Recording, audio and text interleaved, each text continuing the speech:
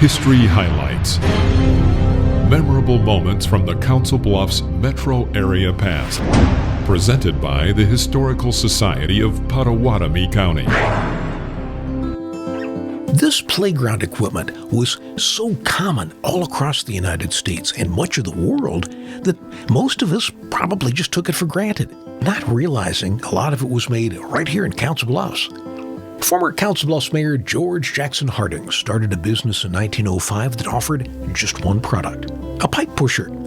The simple device allowed wires and pipes to be laid underground without first having to dig a trench. Western Union and AT&T were great customers. In 1912, Giant Manufacturing began making other things. Their product that virtually everyone has used is their line of playground equipment. It was everywhere. If you played in the playground, odds are you encountered equipment made by Giant Manufacturing of Council Bluffs.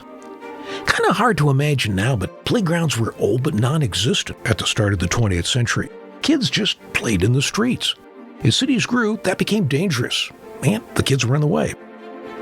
President Theodore Roosevelt recognized the need for special play places, stating in 1907, playgrounds should be provided for every child, just like we provide schools.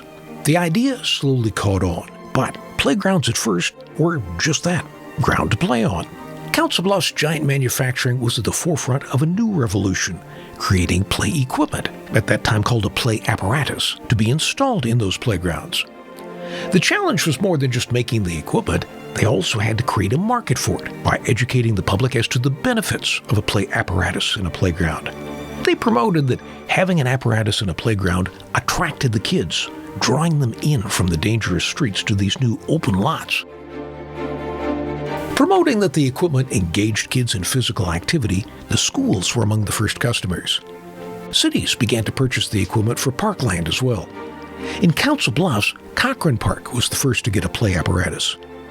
Bayless Park was also at the top of the list for a playground, but that one never materialized. Next in line were the churches. A 1916 religious publication noted that installing play equipment in a churchyard was a great opportunity to reach youth, and cited Giant Manufacturing Council Bluffs as the best resource. The company started on South Main Street and grew into a larger location at 2100 South Avenue. Continued success required more space, and the company relocated to 1126 South 6th Street. In 1972, construction of the South Side Viaduct claimed that building, necessitating yet another move for Giant. This time they relocated into a large facility in the city's new industrial park on Nebraska Avenue. After 70 years of family ownership, the company was bought and sold 3 times during the next half dozen years. The Nebraska Avenue building proved too big, and the company downsized to the old streetcar barn on Avenue B and ceased operations altogether in 1984. Once ubiquitous in American playgrounds, the Giant equipment is all but gone today. Safety standards have changed markedly the past few decades, with cities and schools removing that perfectly functional Giant equipment in favor of newer gear with more padding. Giant Equipment's product line also included athletic field lighting, fire escapes, picnic grills, radio antenna towers, and many other things. But the one product that started it all, the pipe pusher, always remained in the company catalog. History is never truly lost until it's forgotten. And preserving that history is our mission.